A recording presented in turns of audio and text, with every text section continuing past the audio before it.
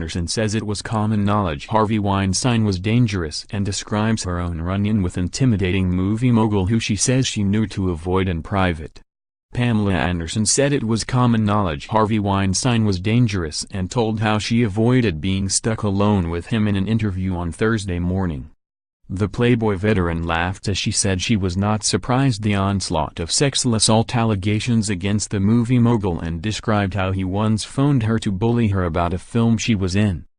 Appearing on Megyn Kelly Today, Anderson, 50, said, "I think it was common knowledge that certain people or certain producers in Hollywood are people to avoid privately.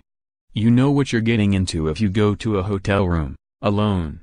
In what appeared to be a jibe at his victims, she said it was no excuse to presume the meetings were safe just because they were set up by agents, a claim which has been made by actresses including Gwyneth Paltrow as they detailed their run-ins with Weinstein. "I just think there's easy ways to remedy that. That's not a good excuse," Anderson said. Earlier, she said she had long learned how to avoid being put in the very situation many of Weinstein's accusers described. "I learned not to put myself in those positions. When I came to Hollywood, I had a lot of offers to do private auditions and things that just made no sense, just common sense. Don't go into a hotel room alone. If someone answers the door in a bathrobe, leave. Things that are common sense, but I know Hollywood is very seductive and people want to be famous and sometimes you think you're going to be safe with an adult in the room and, I don't know where this security comes from but somehow I dodged it all." While she never encountered any sexual confrontation from Weinstein, she did give an anecdote of how he once bullied her over the phone as they worked on the 2008 film Superhero in which she played the Invisible Girl. "He's very intimidating. I was doing a movie Superheroes or something and I played the invisible girl with an invisible dog. As a pet activist, I don't work with animals in film because they're treated horribly.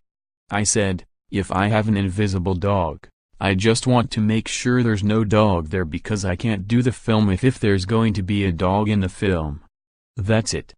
Then he called and said, "You're so lucky that I put you in a film and you're Pamela Anderson and you don't deserve anything and if you don't do this thing, you'll never work in this town again. Never in my life have I been talked to like that, and I've had some bad boyfriends," she said.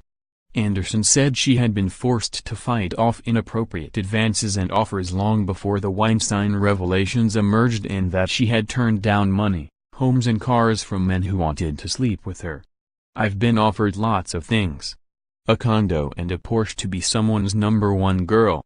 I just naively said, well there must be a number two then, so I'm not interested. Money, homes, roles in movies. And I just didn't want to do it that way. I had no desire.